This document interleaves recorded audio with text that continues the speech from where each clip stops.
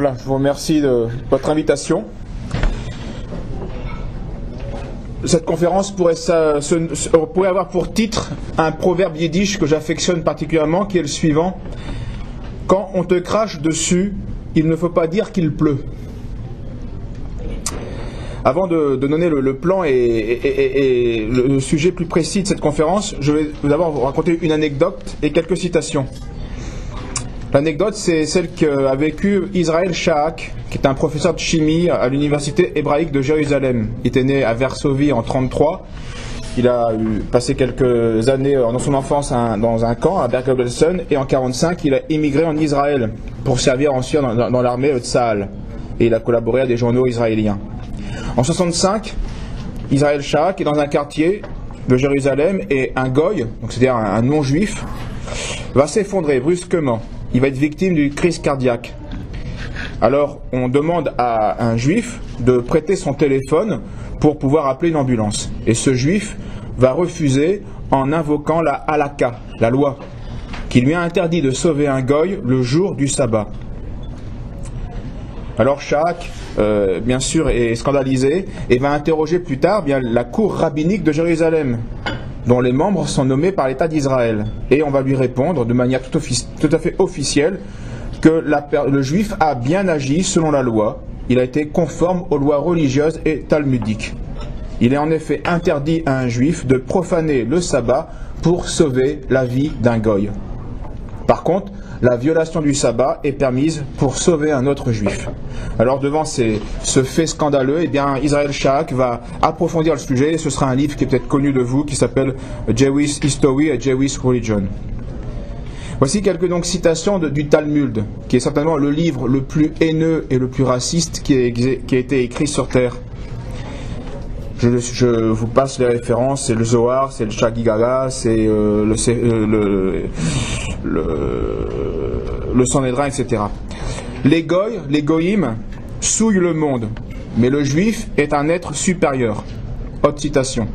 Un juif est toujours considéré comme bon, en dépit des péchés qu'il peut commettre. C'est toujours sa coquille qui se salit, jamais son fond propre. Autre citation. Vous, juifs, êtes nommés hommes, Adam, mais les nations du monde, goïm, ne sont pas nommées hommes. Autre citation. Les âmes des goïm proviennent d'esprits impurs qu'on nomme porcs. Autre citation.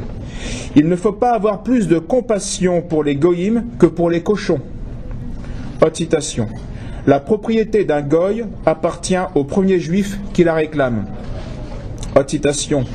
Les juifs peuvent mentir et se parjurer, si c'est pour tromper ou faire condamner un goy. Autre citation. L'usure peut être pratiquée sur les goyim ou sur les apostats. Et dernière citation.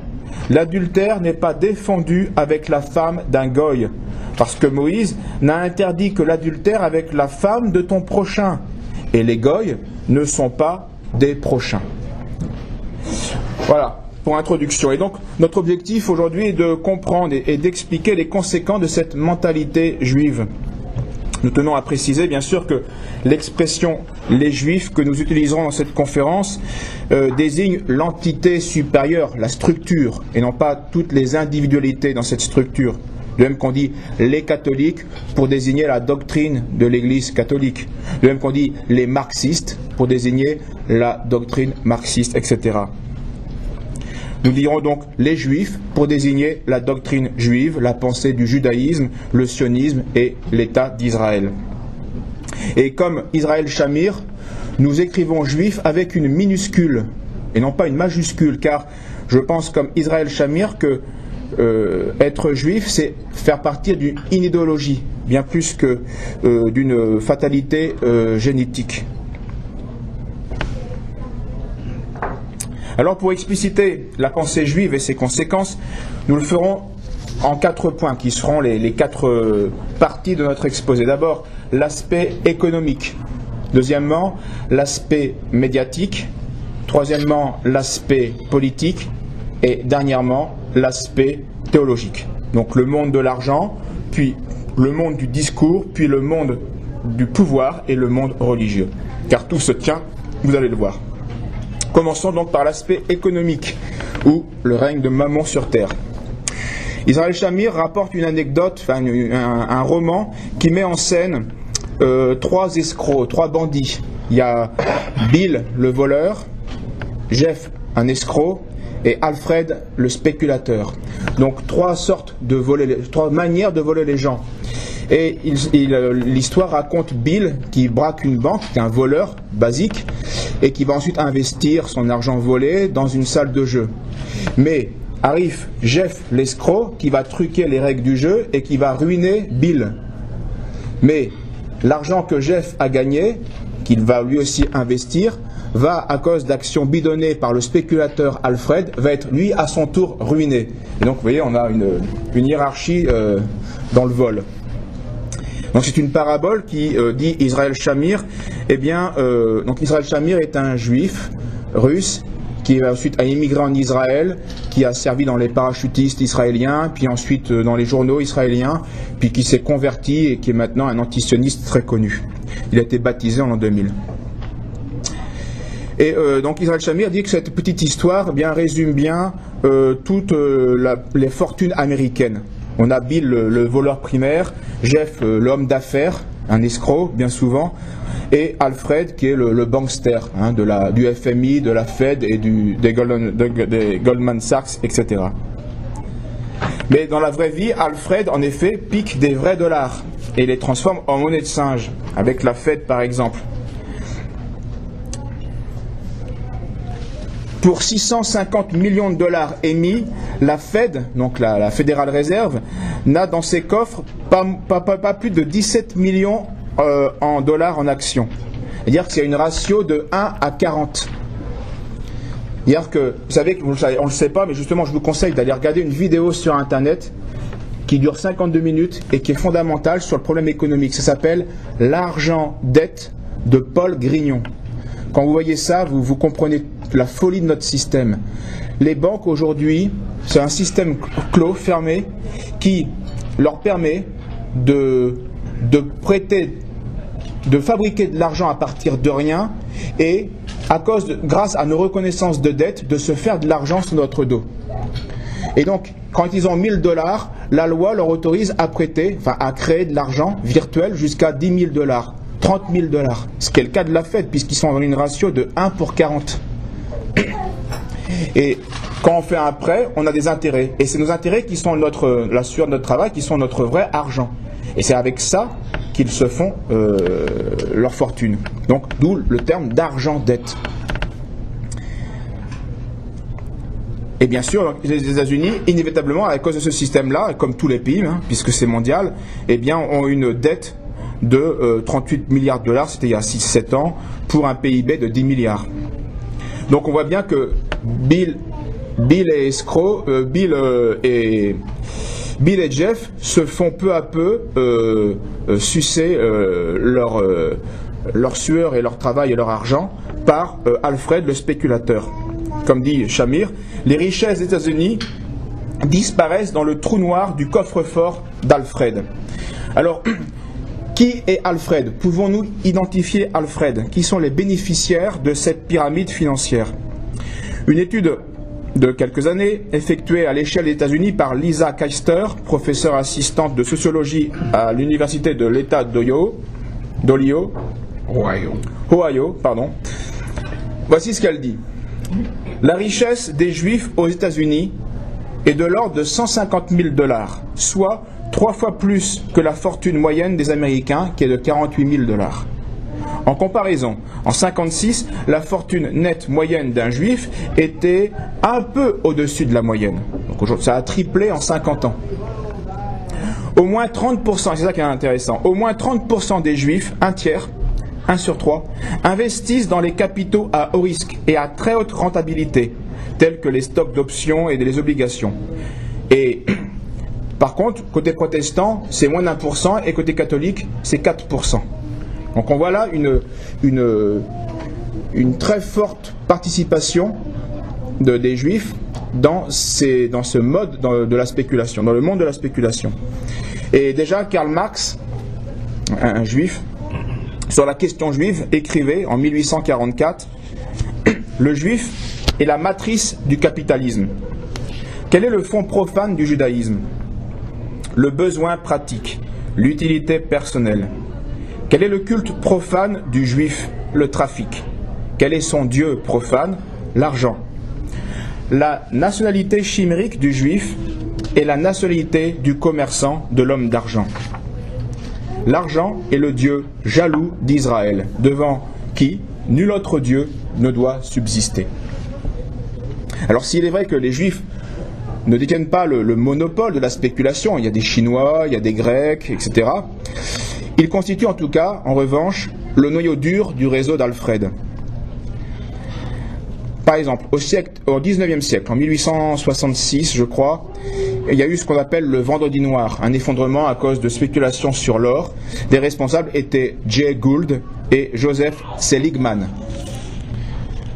Au XXe siècle, début XXe siècle, c'est le jeudi noir, où de nouveau la grande crise qui a ruiné toutes les Bill et Jeff aux Amériques et dans le monde. Et cette crise a été provoquée par Jacob Schiff. Et donc 19e, 20e et au 21e siècle, la grande crise que nous vivons encore et qui va s'accélérer et augmenter, mais qui a commencé il y a une dizaine d'années, a été provoquée par la Goldman Sachs et la Lehman Brothers, donc deux banques dirigées par des juifs. Il est aussi remarquable que beaucoup de juifs, qui sont aujourd'hui des banksters, comme on les appelle, ont pour grand-père des gangsters au sens propre. Au temps de la prohibition, donc début 20e aux États-Unis, Shamir donne une référence d'un livre sur cela et dit « 50% des contrebandiers qui tiraient les ficelles étaient juifs. Et ce sont des criminels juifs qui finançaient et organisaient la plus grande part du trafic des narcotiques aux États-Unis. Ces gangsters défendaient et aidaient la communauté juive et fournissaient des armes aux sionistes. Par exemple, le gangster juif Mickey Cohen récoltait des fonds pour les terroristes juifs en Palestine de l'Irgun. » Donc, vous voyez, ils ne sont pas les seuls à être des gangsters ou des banksters, mais à chaque fois, on va voir qu'ils ont une proportion prépondérante. Un tiers, 50%, on va voir sur d'autres problèmes, 2 tiers, etc. Donc de nombreux juifs actuels qui ont une grande responsabilité dans la communauté juive internationale, eh bien, sont des petits-fils de mafieux. Par exemple, les Brofman, Brofman qui a été le président du Congrès juif mondial, eh bien, son grand-père était le grand trafiquant d'alcool de l'époque.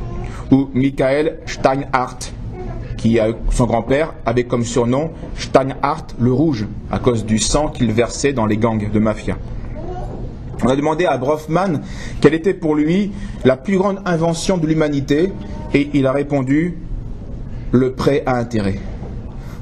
Et il a raison, aujourd'hui on le voit bien. Et ça, on peut diriger le monde grâce à cette invention-là. C'est la première loi qu'il faudrait faire passer dans un État normal, c'est d'arrêter cette folie, cette injustice, cette cruauté. Vous savez que la loi de l'Église, en temps de chrétienté, à l'époque de Saint-Louis, c'était interdit. Le prêt à intérêt était interdit, et même sous peine de mort, parfois. William Pierce, dans un article sur les escrocs juifs, fait remarquer, là encore, que les grandes escroqueries ont été le fait de juifs. Il parle dans les années 80 d'une escroquerie sur l'épargne et les prêts qui a coûté au final plus de 500 milliards aux contribuables américains. Le responsable était Michael Milken. Dans les années 90, c'est Martin Frankel qui est responsable d'une escroquerie de 200 millions de dollars sur les compagnies d'assurance dans 5 États. Ou Sholem Weiss, lui, c'est en Floride, 450 millions de dollars. Il va ainsi ruiner toute l'épargne de toute une vie de 25 000 Américains.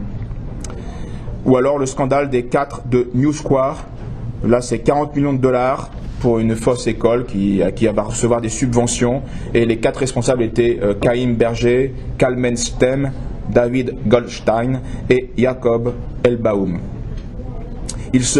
Leur peine va être annulée ou changée par Bill Clinton avant de partir de la Maison Blanche. Alors, dans l'article de William Pierce, il finissait en disant « Les Juifs ne sont certes pas les seuls escrocs, c'est évident. Bush est un escroc. Bill et Hillary Clinton sont des escrocs, et ils ne sont pas juifs. Mais si vous entendez parler d'une escroquerie de 100 000 $, elle est peut-être le fait de n'importe qui. Mais si vous entendez parler d'une escroquerie de 100 millions de $, alors là, vous pouvez être sûr que c'est un juif. Et cette criminalité spectaculaire qui est le fait de juifs, eh bien, s'explique en partie par la mentalité du judaïsme, qui est un état de guerre permanent contre tout ce qui n'est pas juif, donc les goy, les gentils. Et cet état de guerre, eh bien, va être peu à peu diffusé et accepté par des non-juifs. Et Israël Shamir les appelle les mammonites, les disciples de Mammon, du dieu Mammon, donc de l'argent. Et donc ces gens sans scrupules, qui ne sont pas juifs, et qui veulent le maximum de profit, même si ça va ruiner des gens, eh bien, ces mammonites sentent bien qu'ils ne peuvent que prospérer dans un monde qui va être inspiré par cet état de guerre permanent inspiré par les juifs. Et c'est pourquoi, bien souvent, ils soutiennent la cause et admirent l'État d'Israël. Un non-juif mammonite qui aime la cause, à l'instar d'un Tony Blair, de Rice, de Bush ou de Obama et de Hollande, eh bien, sont beaucoup plus dangereux qu'un juif qui ne défendrait pas la cause juive. Parce que, comme je le disais au début, ce n'est pas une question de fatalité génétique, c'est une question d'idéologie.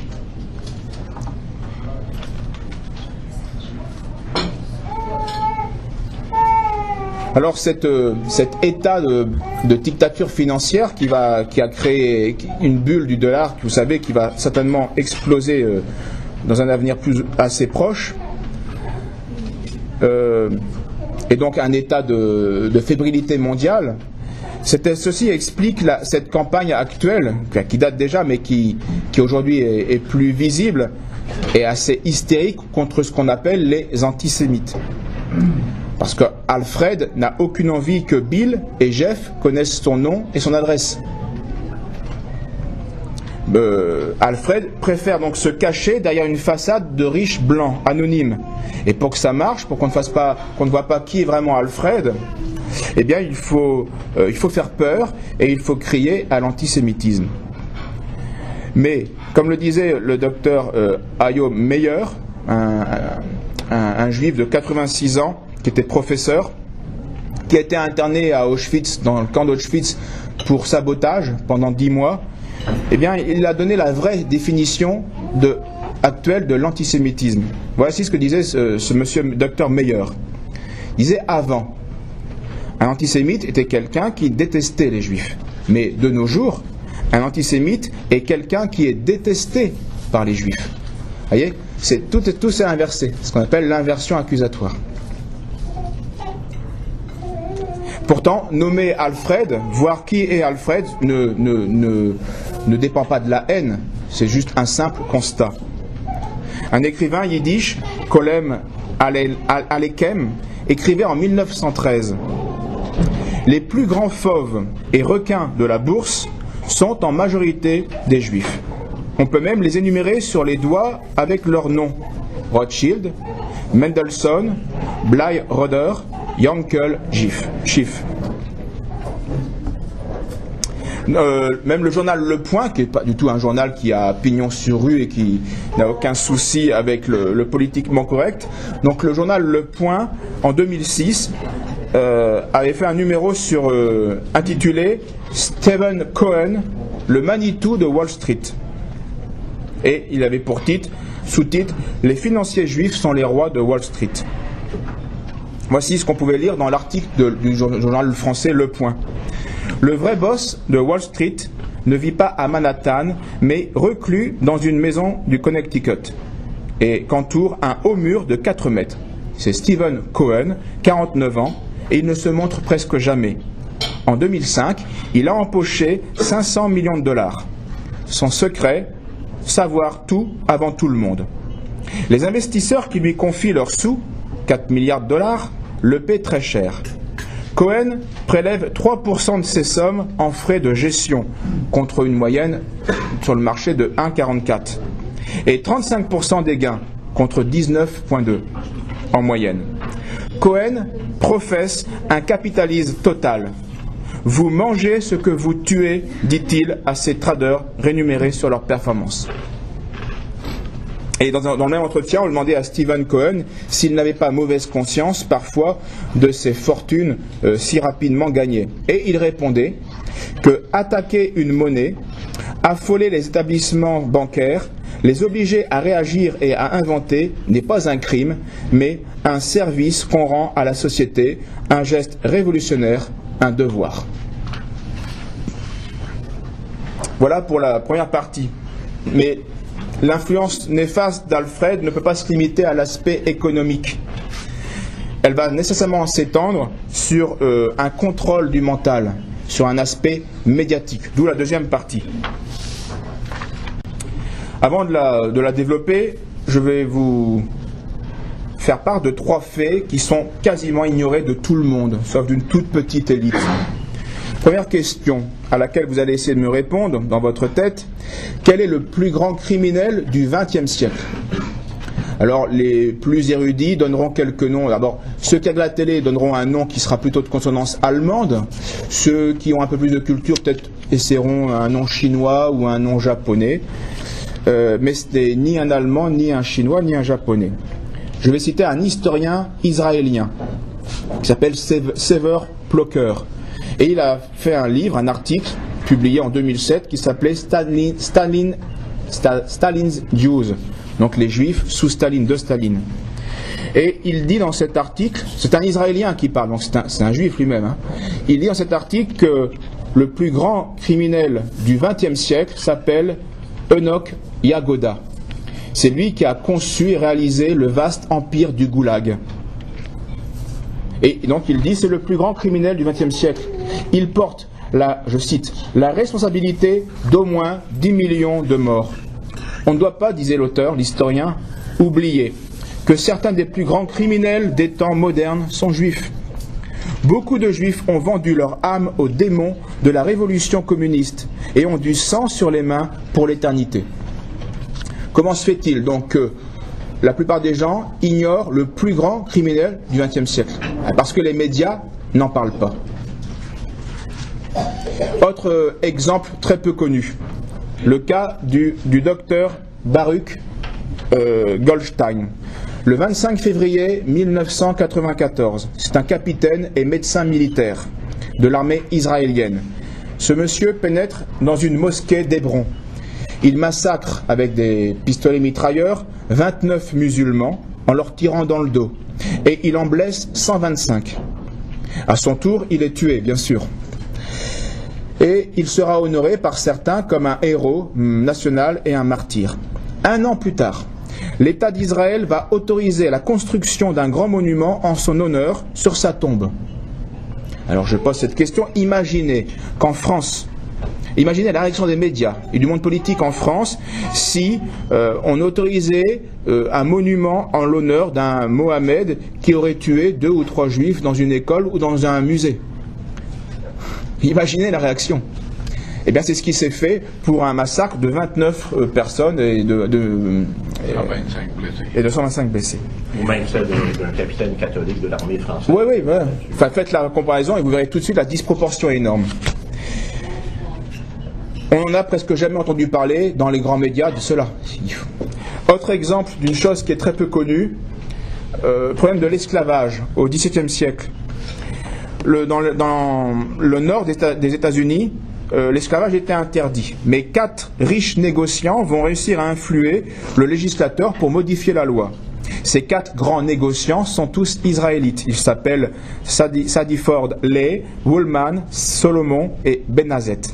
Et c'est ainsi que Newport, qui est le territoire qui possède la plus vieille synagogue des États-Unis, donc la plus vieille communauté juive des États-Unis, eh bien Newport va devenir la plaque tournante du trafic d'esclaves.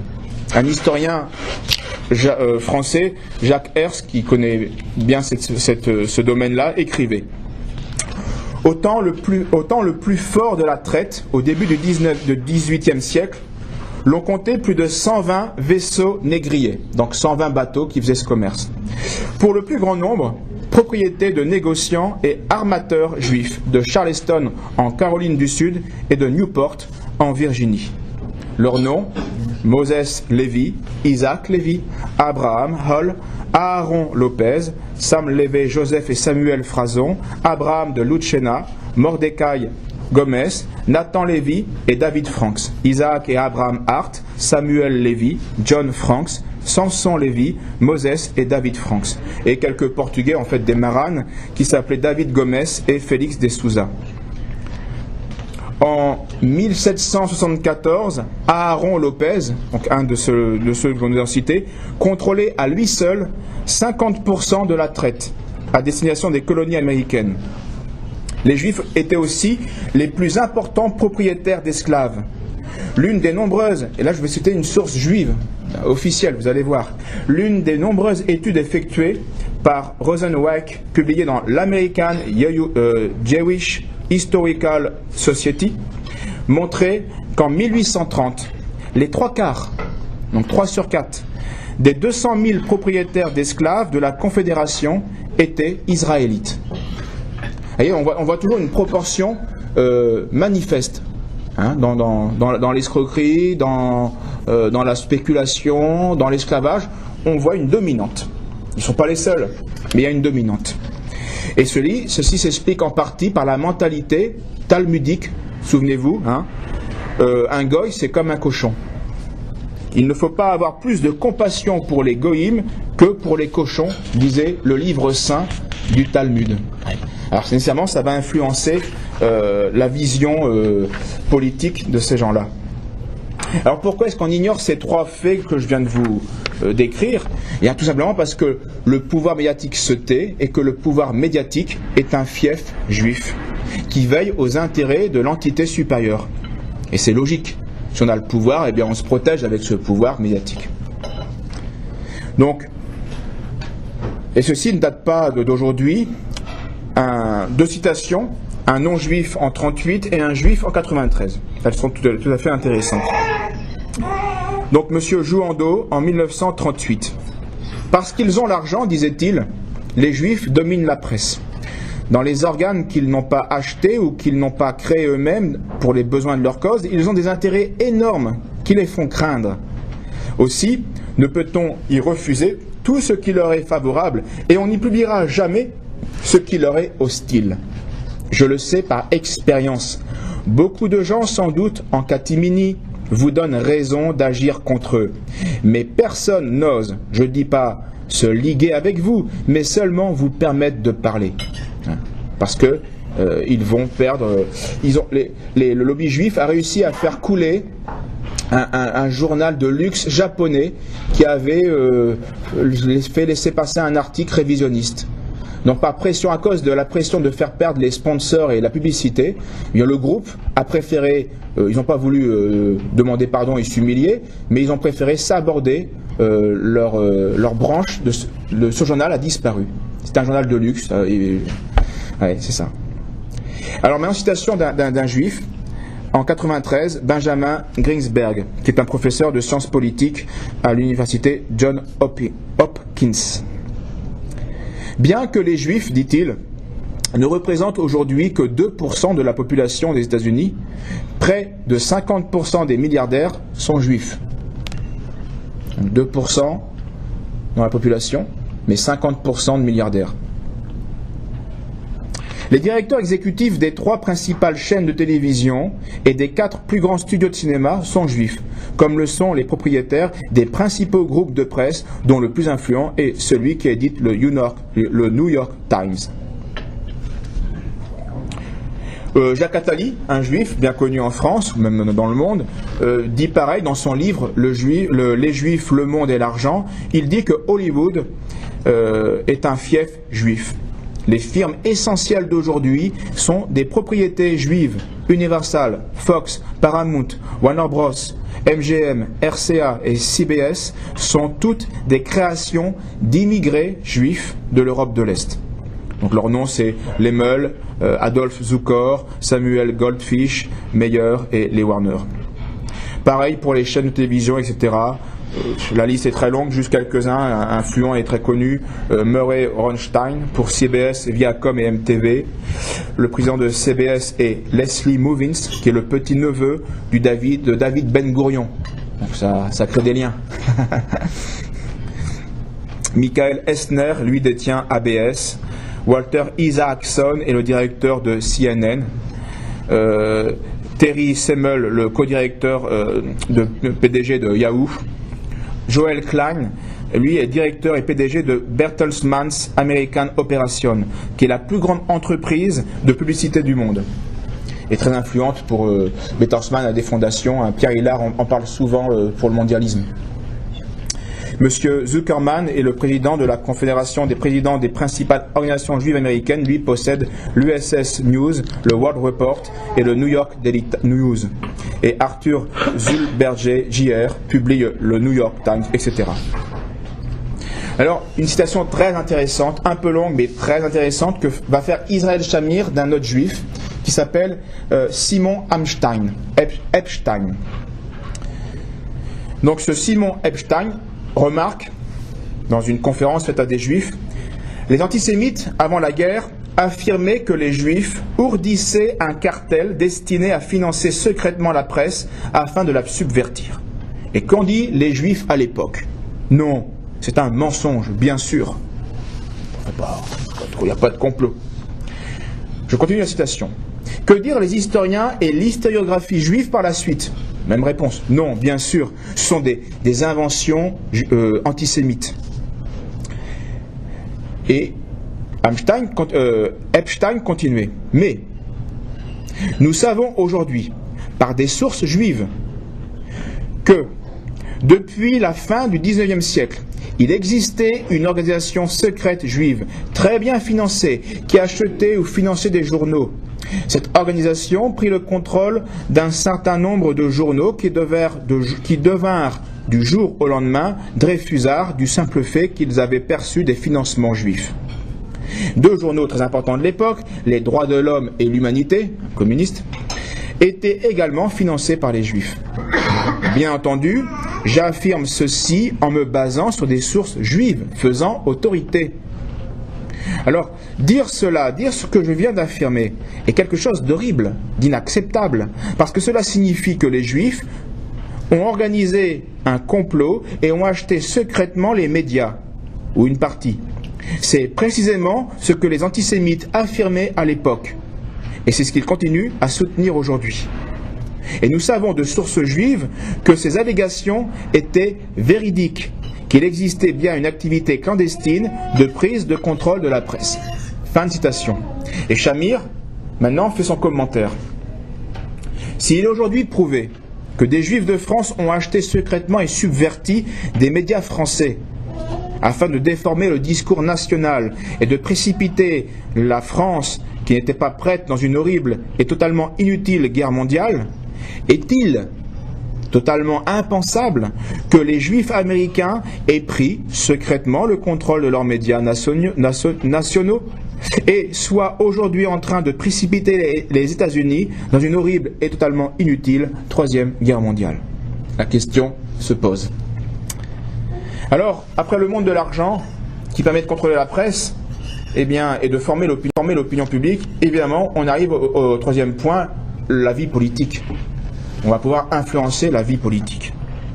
Et l'influence juive dans les médias et dans l'argent dépasse la simple précaution, la simple protection de quelques riches juifs. Il s'agit vraiment d'une propagande qui veut maîtriser nos âmes, notre pensée et notre mémoire. Mais avant de développer rapidement cet aspect-là, là encore deux remarques importantes. Une question. Depuis le XIXe siècle, quels sont les pays qui ont manifesté le plus de tendances bellicistes? Quels sont les pays qui ont eu une politique guerrière le plus depuis le XIXe siècle? Eh bien, les chiffres sont des faits faciles à constater. Depuis 1815, qui est le Nouveau Monde, c'est le monde après la Révolution française, c'est vraiment le monde moderne. Donc depuis 1815, l'Angleterre a participé à 10 guerres. La France et la Russie à 7 guerres. et l'Allemagne a 3 guerres. Autre question, quel est le seul pays, il n'y en a qu'un seul, et ça vous allez tous réussir à trouver, quel est le seul pays qui a osé, contre la morale et contre le droit de la guerre, utiliser l'arme nucléaire sur des centaines de milliers de civils? C'est les USA. C'est un pays qui a l'habitude, dans sa politique guerrière, de tout détruire par ses bombes pour faire avancer ce qu'on appelle la démocratie, la paix, la liberté, le progrès et blablabla et blablabla. Eh bien, ces 2 pays qui ont manifesté une politique des plus féroces, cruelles et guerrières, eh bien, c'est un fait qu'ils ont été colonisés par l'argent, et par l'argent principalement juif. La City de Londres et la Fed sont des propriétés, enfin, sont des fiefs juifs comme on l'a vu. On est obligé de constater que l'Angleterre est devenue juive en 2 temps dans l'histoire. D'abord, en 1657, Olivier Cromwell, donc la révolution de Cromwell, eh bien, pour la faire, pour avoir des soutiens, il va emprunter à 2 juifs qui s'appelaient Manasseh ben Israël et Moses Carjaval. Et c'est ainsi qu'il va pouvoir affermir son pouvoir. Mais il y a une contrepartie. Et deuxième étape, c'est en 1689. Ce sont les Juifs d'Amsterdam qui vont financer la rébellion contre le roi légitime Jacques II afin d'asseoir sur le trône d'Angleterre l'usurpateur Guillaume d'Orange. C'est ainsi, et c'est à cette époque-là, que la Banque d'Angleterre va être fondée sous ce règne de Guillaume d'Orange, qui est la créature des Juifs d'Amsterdam. Et c'est là que va régner, depuis ce temps-là, va régner dans la cité de Londres, eh bien, un syndicat d'usuriers internationaux. Et on peut dire que depuis cette date, eh bien, rien ne s'est fait en Angleterre sans l'accord de la puissance financière. Pour les États-Unis, eh bien c'est pareil, on l'avait déjà abordé rapidement, c'est la Fed, hein, la Federal Reserve Board, qui est un organisme privé. Ce n'est pas un organisme d'État, ça appartient à des privés. Et les dirigeants sont toujours cooptés, c'est un milieu fermé. En 1913, les dirigeants s'appelaient Rothschild, Lazar, Moses, Warburg, Lehman, Kuhn, Leb, Goldman, Sachs. Bref, tous étaient juifs. Et ces gens-là se sont arrogés, par corruption sur Wilson, qui va leur donner cette loi en 17, le droit régalien du roi de battre la monnaie. À la différence près qu'ils impriment de l'argent sans couverture, sans garantie, autre que leur bonne mine. Et pour ensuite prêter cet argent créé par eux avec des intérêts qui, eux, sont réels. Et qu'ils peuvent confisquer. Et après l'entrée des États-Unis dans la Première Guerre mondiale, le président Wilson va livrer en 1917 son pays aux banksters. Et il va nommer dans son gouvernement 3 juifs à des postes clés. Baruch Bernard à la tête du Conseil des industries de guerre, Eugène Meyer à la tête de la société chargée du programme de prêt qui finançait la guerre, et Paul Warburg qui prenait le contrôle de la banque, du contrôle bancaire de la nation américaine. On comprend mieux pourquoi depuis cette date, 1917, on peut dire que la perte de l'indépendance des États-Unis, et on comprend mieux pourquoi certains disent que Israël, depuis cette date-là, Israël au temps de pensée juive, l'internationale juive, est le 51e État des États-Unis. Et la même chose s'est passée 50 ans plus tard en Europe, en France. En France, c'est pas Wilson, c'est Pompidou, le président Pompidou, qui en 1974 a permis le même phénomène, de manière légale. Il faut savoir que M. Pompidou, avant d'être président de la France, avait été le directeur général de la banque Rothschild. Ceci pouvant expliquer cela. Pour l'Europe, on constate la même chose, le même phénomène de colonisation politique avec le Parlement européen. En 2012, un Parlement juif européen a vu le jour à Bruxelles, dans les bâtiments même du Parlement européen, et qui regroupant 120 juifs parlementaires qui sont élus par des juifs européens et non européens. Donc c'est unique et c'est pas connu. La plupart des Français ne savent pas ça. Ces 120 députés représentent 47 pays, alors que l'Europe regroupe 27 pays. Cherchez l'erreur. Et le porte-parole de la diplomatie européenne, M. Solana, en 2009, déclarait à Jérusalem Israël, permettez-moi de le dire, est un membre de l'Union européenne, sans être membre de ses institutions. Aucun pays hors du continent n'a le type de relation qu'Israël entretient avec l'Union européenne. Et là, on est d'accord avec lui, c'est aucun pays n'a cette relation-là. Alors l'histoire nous apprend que une société ne peut pas survivre sans pouvoir spirituel, sans église. Elle en chasse une, elle en trouvera une autre. Et la synagogue veut remplacer l'église, a remplacé l'église. Tant que l'église chrétienne était forte, et maître de l'enseignement, eh bien les juifs ne pouvaient pas sortir. Ils ne pouvaient pas rentrer dans la compétition. Mais depuis 1789, depuis que le pouvoir de l'église a été brisé, eh bien la synagogue vient et la remplacera. Et ça a été l'œuvre des révolutionnaires de 1789 et de la franc-maçonnerie. C'est ce que Joseph Lehmann, un juif converti qui est devenu prêtre, eh bien, reprochait à la France en faisant allusion à la révolution de 1789 et à la séparation de l'Église et de l'État en 1905. Il disait « Si à une heure de la vie du peuple français, les mêmes lois ont dit au Christ « sortez » et aux Juifs « entrez », un grand méfait a été commis. En lui ôtant le Christ, on lui donne les Juifs. Quelle disproportion! Le Christ rejeté du nouvel ordre social, tandis que les Juifs y sont admis. Lugubre et pénible contraste, affront à la divinité, qui ne s'est accompli, comme à Jérusalem, dans l'effervescence d'une matinée, mais à la longue, avec un calme effrayant, après une série d'événements amenés par une logique inexorable. Donc ça a mis 100 ans, mais ça s'est fait. Et ce phénomène maçonnique, qui a cassé l'église pour laisser s'élever la synagogue, est en mettre en parallèle avec la Kabbale. La Kabbale, c'est un judaïsme ésotérique.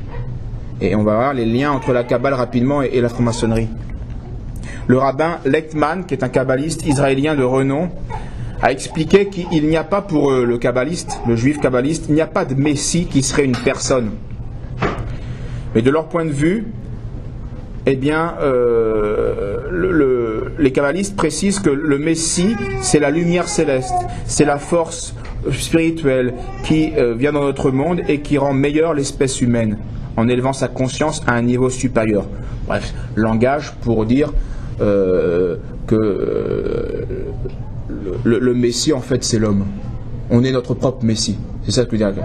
Et ça, c'est le fond de la pensée kabbaliste et c'est le fond de la pensée maçonnique. Les francs-maçons affirment exactement la même chose avec d'autres termes. Le grand architecte, pour eux, eh bien, c'est la lumière naturelle de notre raison. Nous sommes les grands architectes. C'est nous qui construisons le monde. Et donc c'est de la révolte, c'est le péché de Lucifer. C'est la créature qui refuse son créateur, qui n'a plus de loi. Nous sommes notre propre loi. C'est ça la pensée moderne, la pensée maçonnique et au fond la pensée kabbaliste juive. C'est pour ça qu'aujourd'hui, c'est le libéralisme idéologique qui domine. Parce que le libéralisme qui domine aujourd'hui est une crypto-religion. Et c'est une religion qui ne dit pas son nom. C'est une religion qui est une idolâtrie de l'homme au service de Satan. Alors ça ne se dit pas ça. Mais on va parler de la dignité humaine, des droits de l'homme. Mais c'est crypto, c'est caché. La vraie doctrine, elle est kabbaliste. Et cette doctrine est luciférienne et destructrice de notre monde, de notre religion et de tout. Vous allez voir quelques exemples. On nous parle, le libéralisme promeut les droits de l'homme. Et on pense que c'est bien, mais ces droits de l'homme cachent en fait la négation des droits collectifs. C'est l'individu qui est roi et le bien commun n'existe plus. On parle aussi des droits des minorités. Et ça va détruire les droits de la majorité. Au nom de quelques individus, eh bien, on va imposer une loi à une majorité. On n'est plus maître chez soi avec cette loi. Les droits des femmes, on en parle. Non pas que la femme n'est pas respectée, il ne s'agit pas de ça, mais le droit des femmes va en fait cacher la destruction de la famille. La propriété privée des médias va cacher le capital qui forme l'opinion publique. Le droit des gays va cacher la destruction du caractère sacré du mariage. Et on voit toute cette doctrine, l'antiracisme va cacher la destruction de la culture autochtone. Sous prétexte de multiculturalisme, on va détruire la culture qui nous a formés. On n'est plus maître chez soi. Et bien sûr, la séparation de l'Église et de l'État, en fait, va cacher une propagande antichrétienne et la mission antichrétienne de la synagogue. Alors, certains diront que, oui, ce constat est peut-être vrai, mais ce libéralisme, cette crypto-religion n'a pas de lien avec le judaïsme, puisque le judaïsme, justement, c'est une religion qui a des valeurs et qui combat aussi le mondialisme ou le consumérisme, qui protège la famille, sa nature, etc. Alors, l'objection n'est qu'apparente, parce que l'objectant qui pourrait faire cette objection, qui a un semblant, oublie que le judaïsme a deux visages, comme on avait, souvenez-vous, les citations du début. Il y a un visage interne entre juifs et un visage externe pour les goïs. Il y a deux versions dans le judaïsme. Et souvenez-vous, la lecture que font les Juifs dans l'Ancien Testament est complètement différente, à cause de cela, complètement différente de la lecture faite par les chrétiens. Quand le commandement de l'Écriture dit « tu ne tueras point », okay, hein, c'est le 4e commandement, tu ne tueras point, le 5e, tu ne tueras point. Eh bien, comme les Juifs disent ce commandement-là, les chrétiens pensent que nous avons le même commandement que les Juifs. Mais comment est-ce que la pensée juive interprète ce commandement? C'est « tu ne tueras point ton prochain qui est juif ». Parce qu'on l'a vu, la halakha a interdit à un juif de sauver un goy le jour du sabbat. Que les goïms ne sont pas l'être supérieur qu'est le juif. Donc, quand un juif dit « tu ne tueras pas ton prochain », il pense « tu ne tueras pas ton prochain qui est juif » parce que le non-juif n'est pas ton prochain. Vous voyez, donc ces deux versions, ces deux visages font que beaucoup de gens ne voient pas la perversion de la pensée juive. Parce qu'ils l'interprètent selon leur mode chrétien. Même s'ils ne sont pas chrétiens. Alors, d'où le 4e aspect, qui est le plus profond, mais le plus radical, c'est l'aspect théologique, l'aspect religieux. Israël combat et contre le Christ, ça tout le monde s'en rend compte, mais c'est la conséquence qu'on ne se rend pas compte. Israël est contre le Christ et contre l'humanité. Contre les non-juifs. C'est un état de guerre permanent. Parce qu'ils ont refusé le Christ, ils sont contre les non-juifs. Simone Veil, la philosophe qui est morte pendant la guerre en 43, je crois, ou 45. Donc elle a quitté la secte juive, mais elle n'a jamais fait le pas du baptême. Elle n'a jamais adhéré à la foi chrétienne, bien qu'elle y était intéressée. Mais en tout cas, elle a compris la perversité de la pensée juive qu'elle a quittée. Et cette Simone Veil écrivait dans une lettre à un religieux: la véritable idolâtrie, c'est la convoitise. Et la nation juive, dans sa soif de biens charnels, en était coupable dans les moments même où elle adorait Dieu.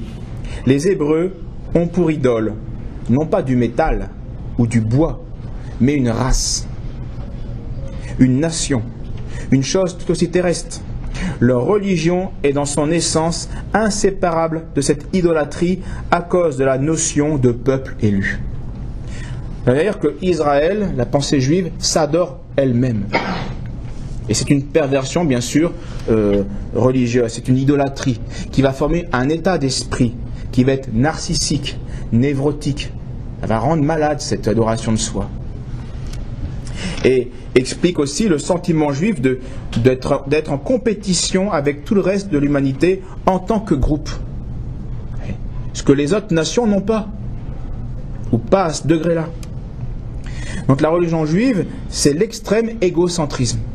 Et on le voit bien, hein, le Talmud, souvenez-vous, hein, ça vous rappellera, si cette phrase-là, cette citation, on aurait pensé à un autre peuple, hein, le juif est un être supérieur. C'est dans le Talmud, ça. Ils sont une race supérieure, disent leurs livres saints. Mais, avec la venue du Christ, ce mythe juif-là s'est écroulé. Parce que le Seigneur a révélé que l'adoption divine, donc l'élection divine, eh bien, ne dépendait pas de la volonté de dépendait de la volonté de chacun et de la grâce divine, et non pas de la race. Le vrai peuple de Dieu ne peut pas être que juif, il est catholique au sens grec, c'est-à-dire universel. Il y a des enfants de Dieu dans toute race. Parce que c'est une question de volonté, de soumission à Dieu dans les commandements. C'est ce que dit saint Paul. La circoncision n'est rien, ou l'incirconcision n'est rien. Ce qui est tout, c'est l'observation des commandements de Dieu. Est-ce que moi, créature, j'obéis à mon Créateur? Saint Paul dit aussi, dans le Christ Jésus, il n'y a ni circoncision, ni incirconcision, mais c'est la foi qui est agissante par la charité. Voilà. Alors Israël s'est orgueilleusement trompé sur le choix miséricorde de Dieu qu'elle avait fait sur lui. Il a cru être élu en raison de ses mérites, en raison de sa race, qu'il croyait supérieure, alors qu'il était élu par choix gratuit miséricordieux. Donc c'est une perversion. Et cette attitude, bien sûr, devait aboutir à l'idolâtrie de soi, de la race juive, et donc d'Israël, comme on l'a vu. Et déjà, on voit ça dans des discours entre les pharisiens et Jésus dans l'Évangile. Les pharisiens viennent et disent, nous, on est de la race d'Abraham. Nous, notre père, c'est Abraham. Et Jésus leur dit, si vous étiez enfant d'Abraham, vous feriez les œuvres d'Abraham. Mais maintenant, vous cherchez à me faire mourir, moi qui vous ai dit la vérité. Vous faites les œuvres de votre père. Et le père dont vous êtes issus, c'est le diable. Il a été homicide dès le commencement, et il n'est point demeuré dans la vérité, parce qu'il n'y a point de vérité en lui. Voilà. Le mensonge et le meurtre. Voilà. C'est ça la révolution satanique. Alors, Israël est donc en rébellion contre Dieu. Israël combat le Christ et va chercher à éliminer le Christ dans le monde. Simone Veil, toujours la même, en 1942, cette philosophe, va résumer en une phrase lapidaire cette tendance de la théologie juive à globaliser le monde, à le déspiritualiser et à déraciner les hommes. Elle disait, citation, « Les Juifs sont le poison du déracinement ». Fermez les guillemets. Et quelques exemples qui manifestent en effet cette tendance chez certains Juifs à nous déraciner et à nous déspiritualiser. Léon Blum, qui fut ministre du régime socialiste en 1936, du Front populaire, eh bien, Léon Blum, au début du XXe siècle, avait écrit un livre sur le mariage, dans lequel il faisait l'apologie du vagabondage sexuel. Voyez, donc on déracine, il n'y a plus de famille, plus de lien. Autre exemple, Alfred Naquet, un franc-maçon juif, c'est lui qui est à l'origine de la loi du divorce en France. Donc on va casser le caractère sacré de la famille, on va déraciner les gens, les enfants en subiront les conséquences, etc. Où l'avortement a été une loi qui a été passée en France grâce à Simone Veil, non pas la philosophe que je citais, mais à la députée, à la ministre d'État juive en France. La merveille. La merveille, comme on l'appelle. Et des exemples comme ça, vous en avez des centaines, des milliers. Je vous conseille vivement de connaître et de lire tous les livres de M. Hervé Ryssen, R-Y-2-S-E-N, qui a lu des centaines de livres juifs, d'auteurs, de politiciens, d'artistes, avec des citations qui sont imparables, qui sont des faits, c'est la réalité. Et où on voit eh bien, cette tendance idéologique de nous déraciner, de nous corrompre. Jacques Maritain, qui, dans sa bonne année, en 1921, dans la vie spirituelle, et l'époque a bien changé, parce que on ne pourrait plus éditer ça maintenant dans ces revues-là, écrivait et faisait le même constat que Simone Veil, qui disait donc les Juifs sont le poison du déracinement. Jacques Maritain disait, citation, « Il faut ajouter qu'un peuple essentiellement messianique comme le peuple juif, dès l'instant qu'il refuse le vrai Messie, jouera fatalement dans le monde un rôle de subversion, Je ne dis pas en raison d'un plan préconçu, je dis en raison d'une nécessité métaphysique. Ils avaient été faits pour le Christ, ils ont renié le Christ, ils se sont reniés eux-mêmes, et ils n'ont pas le choix, ils ont ou la conversion ou la subversion. Ils avaient un rôle précis, eux. Bref, les Juifs, en rejetant le Christ, ont rompu avec Dieu, et comme dit Israël Shamir, au mieux Israël est devenu une non-entité qui a perdu sa raison d'être, ou au pire, c'est un allié de Satan, tout simplement. Et la dissolution des nations, des gentils, l'élimination de leur Dieu, c'est de l'objectif théologique d'Israël. Parce qu'Israël ne conçoit pas qu'un non-juif ait des relations avec Dieu sans passer par eux. C'est le peuple élu, c'est la race supérieure. C'est ça leur plan, c'est leur mode de pensée. Donc l'existence même de nations gentilles, avec leur propre vie religieuse sacrée, est une offense pour Israël. C'est la raison pour laquelle Israël encourage la mondialisation et le déracinement de l'humanité. Et ceci a été confirmé par le docteur Avi Baker, qui est directeur des affaires internationales du Congrès juif mondial, dans un livre, dans un article sur la dispersion et la globalisation. Voici ce qui est une citation. La dispersion du peuple juif, sa concentration dans certaines branches de l'économie, son mouvement vers les centres économiques, et peut-être même ses caractéristiques nationales et religieuses, lui ont donné certains des avantages requis pour une économie globalisée. Durant des siècles, la vie des Juifs dans la diaspora a été fondée sur la mondialisation et aujourd'hui, comme par le passé, les Juifs font la promotion de l'idée de la globalisation dont ils ont été les agents. Et donc ils confirment le diagnostic. Il faut aussi remarquer, pour les mêmes raisons, que Israël soutient chez les autres, attention, chez les autres, toujours deux visages chez les Juifs, soutient chez les autres l'immigration, parce qu'elle va permettre l'immigration massive, va permettre la destruction des racines locales des gentils. Et donc aussi un multiculturalisme qui va permettre l'indifférence religieuse, etc. Tout se tient. Bref, Israël, conforté par l'effondrement de l'Église dans sa sphère politique, va mettre en œuvre son programme qui est basé sur la lecture littérale des prophéties et une lecture égoïste, on l'a vu.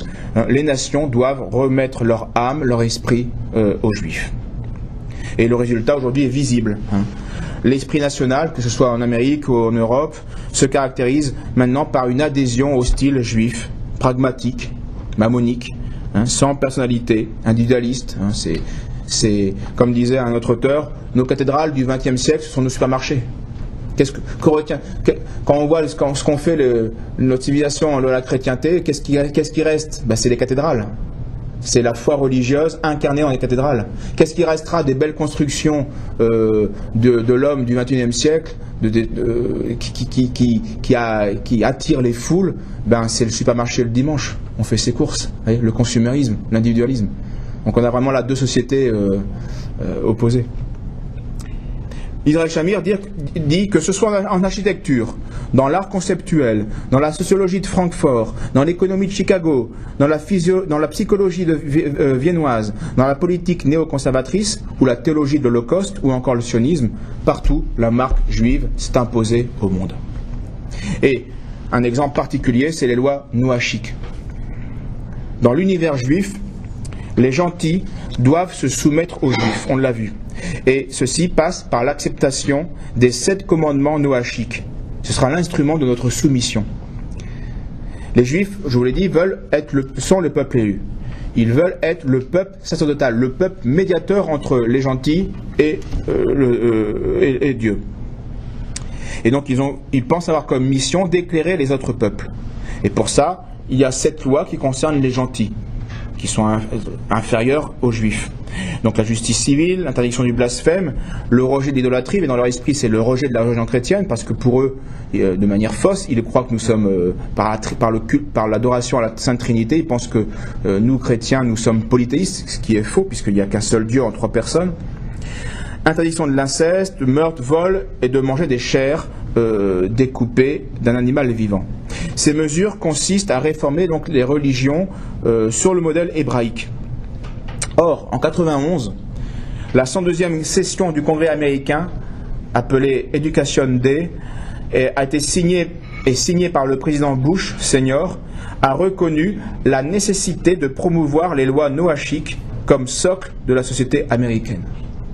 Donc légalement, ces 7 lois noachiques juives, pour les goy, sont devenues des lois américaines. Eh bien, en acceptant ces 7 commandements, une personne consent à son statut de goy. C'est ça qui est grave. Dans un univers juif. Eh bien, le Congrès américain a fait un acte de soumission aberrant en faisant passer ces 7 lois comme lois américaines. Et ça ne peut être qu'inquiétant. Voici ce que disait, donc légalement, ces 7 lois noachiques juives, pour les goy, sont devenues des lois américaines. Eh bien, en acceptant ces 7 commandements, une personne consent à son statut de goy. C'est ça qui est grave. Dans un univers juif. Eh bien, le Congrès américain a fait un acte de soumission aberrant en faisant passer ces 7 lois comme lois américaines. Et ça ne peut être qu'inquiétant. Voici ce que disait un milliardaire ou un homme d'affaires juif de New York, Benjamin Friedman, qui a été juif et qui s'est converti dans les années 50. Et il a fait un grand discours qu'il faut lire, qui date de 1961 à l'hôtel Willard à Washington, dans le journal Common Sense. Voici un extrait de cette grande déclaration. Benjamin Friedman a ensuite consacré sa fortune à mettre en garde le monde chrétien, l'Occident, contre le danger sioniste et israélien et juif. Voici citation de Benjamin Friedman. « Savez-vous ce que les Juifs font le jour du pardon, le Yom Kippour, que vous pensez être tant sacré pour eux? J'étais l'un d'entre eux. Ce n'est pas des on-dit. Je ne suis pas ici en tant qu'agitateur. Je suis ici pour donner des faits. Quand, le jour du pardon, vous entrez dans une synagogue, vous vous levez pour la toute première prière que vous récitez. C'est la seule prière pendant laquelle vous restez debout. Vous répétez 3 fois cette courte prière appelée Kol Nidre, ou Nidre. Nidre, merci. Dans cette prière, vous passez un accord avec Dieu Tout-Puissant pour que tout serment, vœu ou engagement que vous pourriez faire pendant les 12 mois suivants soit nul, et le serment ne sera pas un serment. Le vœu ne sera pas un vœu, la promesse ne sera pas une promesse. Ils n'auront aucune force ou effet. Le Talmud enseigne que chaque fois que vous faites un serment, un vœu, ou que vous donnez votre parole, vous devez vous souvenir de la prière Kol Nidre, et que vous avez récité le jour du pardon, et vous êtes exempté de remplir votre engagement. Comment nous, les USA, pouvons-nous compter sur leur fidélité ? Nous pouvons compter sur leur fidélité comme les Allemands y comptèrent en 1916. Nous souffrirons du même destin que l'Allemagne et pour la même raison. Allez, des paroles fortes, mais c'est des faits. Un signe encore plus inquiétant de l'avancée juive est le décret Nostra Aetate du Concile Vatican II. Et avec ses conséquences. Vous savez qu'en 1980, Jean-Paul II a affirmé que l'ancienne alliance, donc juive, n'avait jamais été révoquée. Et cette hérésie a été reprise 12 ans plus tard par ce qu'on appelle le nouveau catéchisme de l'Église catholique. Eh bien, c'est une imposture, c'est une trahison pure et simple, qui favorise l'apostasie des peuples chrétiens et la soumission au pouvoir juif. Parce que toute la tradition de l'Église et l'Écriture enseignent que l'ancienne alliance a été révoquée. Saint Paul le dit explicitement aux Hébreux, justement, dans l'Épître aux Hébreux, il dit « Ainsi a été abrogée la première ordonnance », donc l'ancienne alliance. Et un peu plus loin, Saint Paul dit « Si la première alliance avait été sans défaut, il n'y aurait pas eu lieu de lui en substituer une nouvelle, la nouvelle alliance faite par le Christ. » Donc c'est aberrant, mais c'est ainsi. Et c'est un signe de la fin des temps, on conclura par là. On voit aussi la capitulation spirituelle de l'Occident par d'autres faits en ce qui concerne ceux qui représentent soi-disant l'Église. quand Jean-Paul II a donné l'ordre d'enlever la croix dans le camp de prisonniers d'Auschwitz. Et il y avait une église et puis une croix. Il a demandé à ce qu'on enlève ça. Ou il a demandé constamment pardon aux Juifs pour de prétendues fautes de l'église. Et puis bien sûr, le culte généralisé de l'Holocauste est un signe de notre esclavage. Parce que théologiquement, ce culte va remplacer le Christ par Israël, le Golgotha par Auschwitz, la résurrection par la création de l'État juif, dit Shamir. Et les gens qui oseront remettre en cause ce dogme de l'Holocauste vont être excommuniés comme des hérétiques. On peut, aujourd'hui, dans notre monde, on peut tout réviser, sauf l'Holocauste qui est sacré. Et c'est sacré parce que, comme dit Dieudonné, c'est au-dessus de Dieu, hein, au-dessus du soleil. Tu montes, Jackie, tu montes. Tu montes. C'est au-dessus, c'est au-dessus. Et vous allez voir, l'humoriste a raison, c'est pas qu'une blague. Récemment, François viendrait déclarer à un média italien que pour lui, François qui est à Rome, là, que pour lui, toucher à la version officielle de l'Holocauste, telle que déclarée par Nuremberg, c'est une folie. Pour lui, c'est une folie. Pourtant, à l'époque de Nuremberg, le président de la Cour suprême des États-Unis, le juge Harlan Faxton, parle de Nuremberg comme d'un lynchage de haut vol et d'une tartufferie. Donc, qui croire? Le juge qui conteste les erreurs et qui condamne la vengeance et donc l'injustice exercée à Nuremberg, ou ces soi-disant pontifes qui font allégeance au judaïsme. Voici ce que dit Israël Shamir, et vous verrez, c'est comme quoi la blague de Dieudonné est bien profonde. Il disait c'est au-dessus du soleil, hein, c'est au-dessus de Dieu même. Israël, c'est au-dessus de Dieu. Un simple fait. C'est Israël, citation de Shamir, c'est Israël l'être suprême, et il n'y a pas de divinité qui soit au-dessus. On le constate. Alors qu'il est interdit de contester l'Holocauste, on a le droit de nier le Créateur. Le chef du culte holocaustique, le docteur Yehuda Bauer du Yad Vashem, à Jérusalem, nie Dieu ouvertement et il s'en vante. Donc en Israël, même, un juif peut nier Dieu et le Créateur. Et c'est lui qui est le patron du culte holocaustique, qui provient que ceci est bien au-dessus de Dieu, au-dessus du soleil.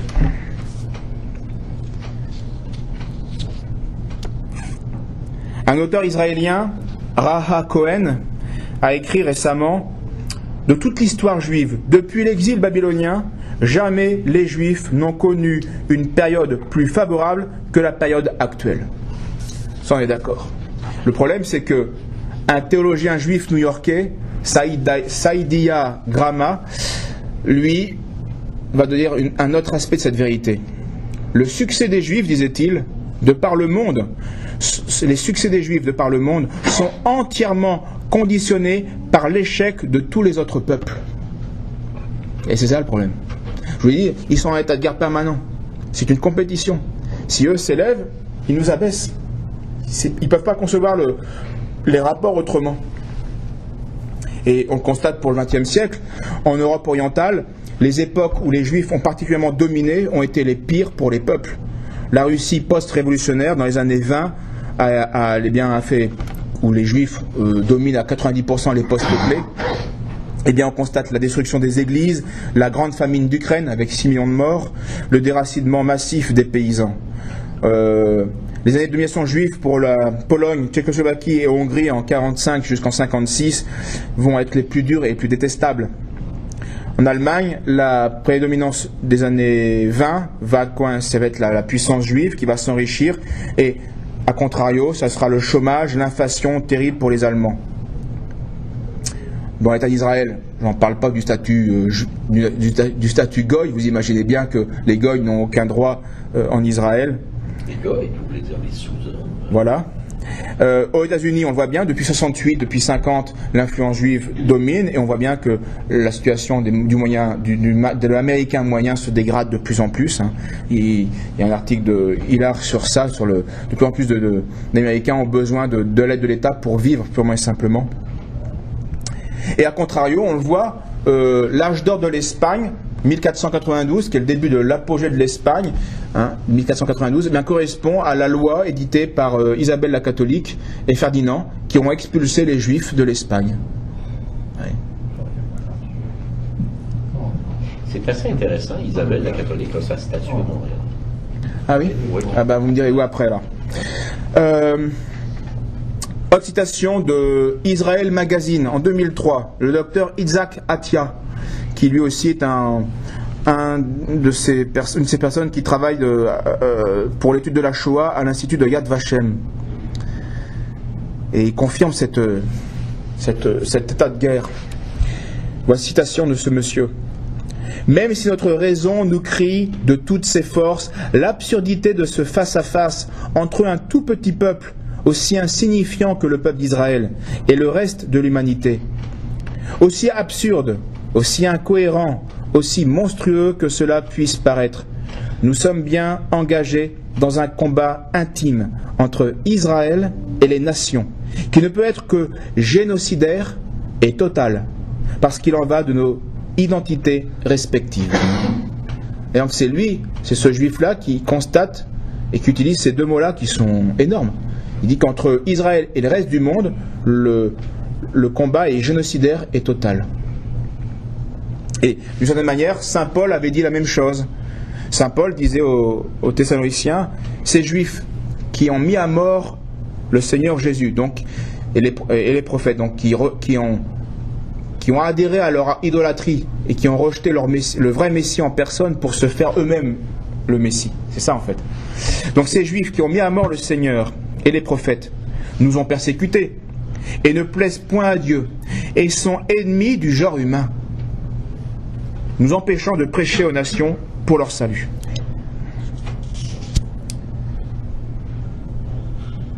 Un prêtre, fin 19e, dans un livre assez connu, Fin du monde présent et mystère de la vie future, dans sa deuxième conférence, constatait cela aussi.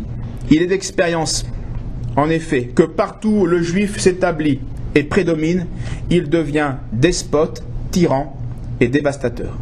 C'est pourquoi, en lui refusant les droits politiques et civils dont il aurait abusé, et dont il abuse partout où la richesse l'a rendu maître, la loi canonique de l'Église lui a accordé la tolérance.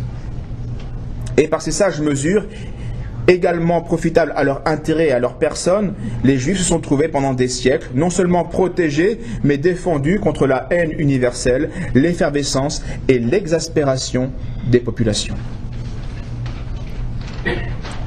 Alors tout cela, on comprend mieux ensuite une exhortation d'un évêque en 1933, autrichien, évêque de Linz, qui disait à ses diocésains ceci: il est incontestable que nombre de juifs, étrangers à toute préoccupation religieuse, exercent une influence souverainement pernicieuse dans tous les domaines de la civilisation moderne.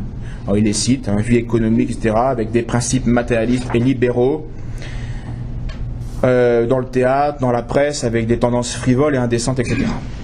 De concert avec la franc-maçonnerie, le judaïsme dégénéré fut également et surtout le propagateur du mammonisme, cet égoïsme capitaliste, en même temps que le fondateur et l'apôtre du socialisme et du communisme. Combattre et briser cette pernicieuse influence du judaïsme est pour tout chrétien sincère non seulement un droit légitime, mais un impérieux devoir de conscience. Ça, c'est... Même légaux. Non, on ne fait pas le mal pour avoir un bien, mais partout, oui, il faut se battre, par tous les moyens possibles, moraux. C'est un devoir de conscience, c'est un devoir de survie. C'est ça que ça veut dire. Et là, on voit la différence entre le discours catholique en 1933 et puis les demandes de pardon d'un Jean-Paul II qui sont une trahison. Alors, malheureusement, ce devoir de conscience n'a pas été fait. Les chrétiens, eh bien, n'ont pas combattu l'esprit sectaire juif. Et non seulement ils ne l'ont pas combattu, mais ils se sont mis à l'imiter. On le voit, c'est comme ça. Et donc, la puissance juive aujourd'hui est la contrepartie de l'apostasie des chrétiens, des nations chrétiennes. C'est un châtiment des nations chrétiennes qui n'ont pas voulu rester fidèles au Christ. Sallust, dans Les origines secrètes du bolchevisme, écrit « L'esprit pratique juif a été adopté par les peuples chrétiens. Les juifs se sont libérés en proportion et à fur et à mesure que les chrétiens sont devenus des juifs. C'est ainsi qu'ils contribuèrent considérablement à faire de l'argent le moyen, la mesure et la fin de toute activité humaine. Tant que les gens vivront pour l'argent, eh bien, les juifs domineront. » Et Saint Pie X, dès le début du XXe siècle, en 1903, première encyclique, voit très bien ce qui se passe. Il parle de cet abandon de Dieu et cette apostasie des chrétiens. Et il disait déjà à l'époque, qui pèse ces choses a le droit de craindre qu'une telle perversion des esprits ne soit le commencement des maux annoncés pour la fin des temps. Monseigneur de Ségur, un évêque quelques années avant, disait la même chose. L'antéchrist n'est pas aussi éloigné que l'on pense. Et il remarquait qu'un des caractères distinctifs de notre époque, et en même temps l'essence même de la Révolution, c'est justement la séparation de l'Église et de l'État, c'est l'apostasie des sociétés en tant que société. Les sociétés chrétiennes n'ont plus voulu être chrétiennes.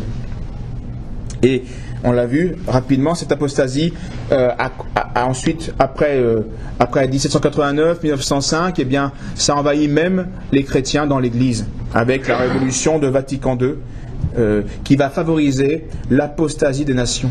C'est Jean-Paul II qui a détruit les dernières nations chrétiennes.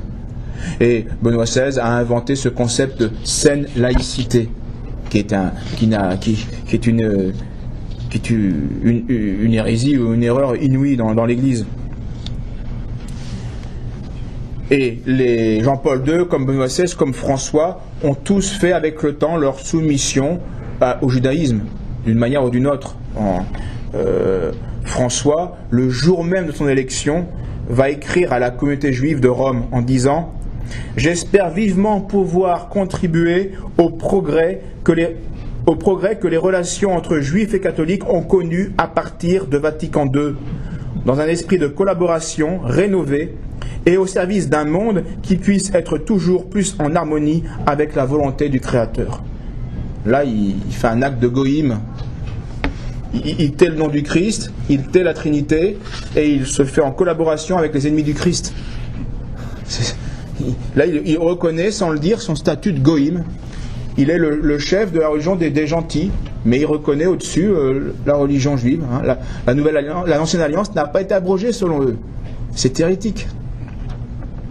Et bien sûr, les Juifs ont tous applaudi, et l'un d'entre eux, le président du Congrès juif mondial, disait, il était convaincu que le nouveau souverain pontife poursuivra sur la voie ouverte par Jean-Paul II et Benoît XVI et qu'il condamnera toutes les formes d'antisémitisme à l'intérieur et au dehors de l'Église catholique, qu'il agira contre les ecclésiastiques qui nient ou minimisent la Shoah et qu'il considérera et qu'il consolidera les liens entre le Vatican et Israël. Donc les Juifs sont confiants en François. Donc nous, il faut être méfiants envers lui.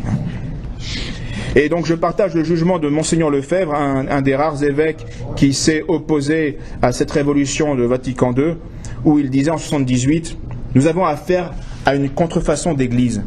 Non seulement ils n'enseignent plus la foi catholique, ils ne défendent plus la foi catholique, mais ils enseignent autre chose. Ce n'est plus l'église catholique. Et plus les choses s'éclairent, plus nous apercevons que ce programme a été élaboré dans les loges maçonniques et qu'il y a tout simplement une loge maçonnique au Vatican. Voilà, c'est tout. Alors, pour finir vraiment, je finis sur un lien qui me paraît intéressant entre Israël, qui s'est adoré, qui imite le péché de Lucifer, et l'Antéchrist.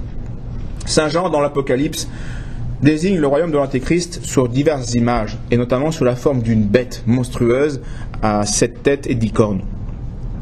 Puis je vis monter de la mer une bête qui avait 7 têtes et 10 cornes, et sur ses cornes 10 diadèmes, et sur ses têtes des noms de blasphème. Le dragon, le diable, lui donna sa puissance, son trône et une grande autorité. Une de ses têtes paraissait blessée à mort. Mais sa plaie mortelle fut guérie, et toute la terre, saisie d'admiration, suivit la bête. Et un peu plus loin, il reprend cette image.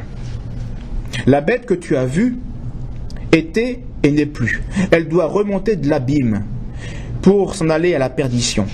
Et les habitants de la terre, dont le nom n'est pas inscrit dans le livre de vie, donc ceux qui n'ont pas la foi et qui ne vont pas comprendre et donc se sauver, seront étonnés en voyant la bête, parce qu'elle était, elle n'est plus, et elle reparaîtra. Donc vous voyez, on a une bête qui existait. Une bête, je vous dis, c'est un royaume temporel.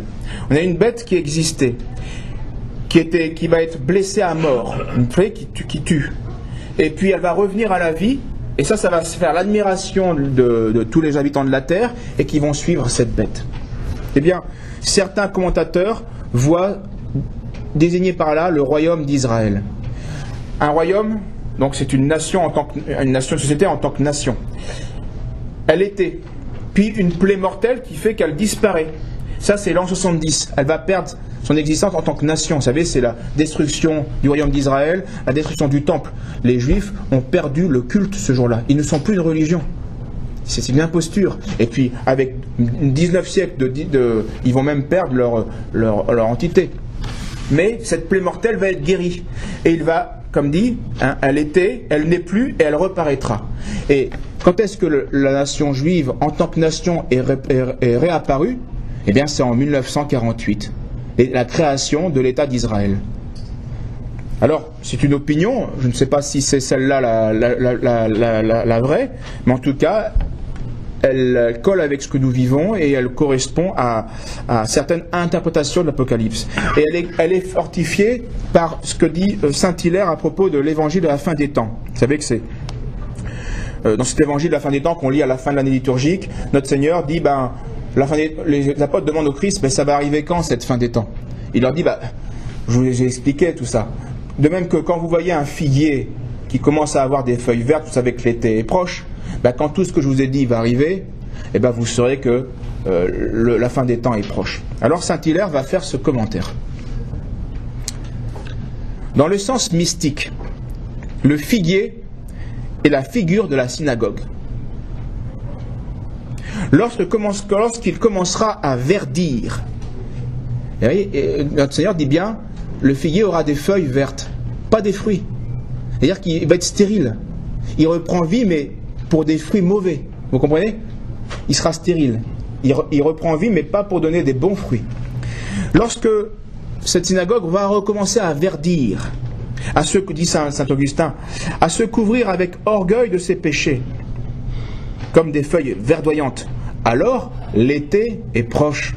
Ça veut dire, l'été c'est la chaleur, c'est la sueur, c'est donc l'accablement, vous voyez, c'est la souffrance. C'est ça que ça veut dire. Et on voit bien que depuis 1948, Israël, en tant que société, a retrouvé une verdeur exceptionnelle, une influence considérable. Et remarquez le balancier, c'est à l'époque où les nations chrétiennes, en tant que nation, ne veulent plus être chrétiennes, que le royaume d'Israël retrouve vie en tant que nation. Et on voit bien que le temps des nations est fini, par notre faute. Le temps de l'Antéchrist, dit saint Hilaire, le temps de l'Antéchrist est appelé abomination parce qu'il est contre Dieu, pour usurper l'honneur qui n'est dû qu'à Dieu.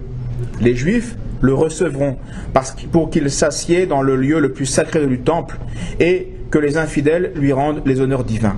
Et comme le caractère particulier de l'erreur des Juifs, après avoir rejeté la vérité, sera d'embrasser le mensonge, le Sauveur ordonne à ses disciples d'abandonner la Judée, de fuir dans les montagnes, fuyez ce peuple qui doit croire à Antéchrist. Donc notre Seigneur dans l'Évangile dit, fuyez la Judée quand vous verrez ces choses-là, ça veut dire, ne suivez pas ce peuple, ne coopérez pas au péché de ce peuple, de cette nation.